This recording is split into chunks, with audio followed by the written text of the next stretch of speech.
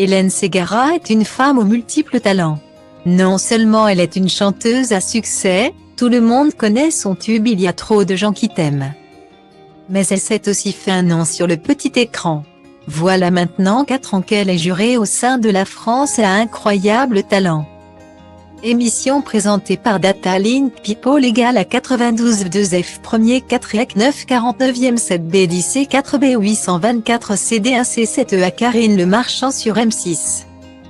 Elle n'est pas la seule à distribuer les bons et les mauvais points aux candidats puisqu'elle compte à ses côtés Marianne James, Eric Antoine et Sugar Sammy, 3 acolytes avec lesquels elle a noué une forte relation. Quand je suis arrivée en 2018, tout le monde pensait qu'on allait se crêper le chignon.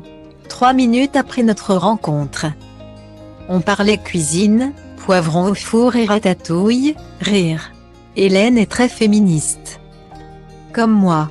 En coulisses, on fait les cons, on chante le générique de Maya l'abeille. A confié Marianne James à son sujet, à l'occasion du lancement de la nouvelle saison. Mais ce que les fans d'Hélène Ségara ignorent, c'est qu'elle aurait aussi pu devenir une grande vedette de cinéma. Certains seront peut-être étonnés de l'apprendre mais, il y a plusieurs années, Hélène Ségara s'était vue proposer un rôle phare dans un grand film américain. C'est en évoquant ses 25 années de carrière et les erreurs qu'elle a pu commettre au cours de celle-ci que la campagne de Mathieu Leca a révélé l'information.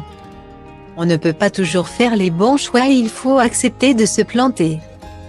Il y a quelques années, j'ai refusé de faire un bout d'essai pour Moulin Rouge, a fait savoir la maman de 3 enfants dans les colonnes de Guéla.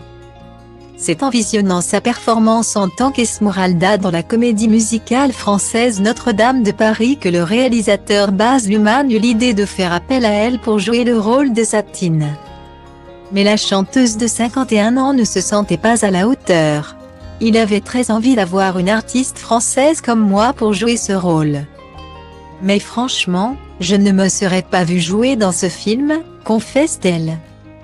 Une décision qu'elle ne regrette pas, surtout depuis qu'elle a vu la prouesse de Nicole Kidman dans ce rôle.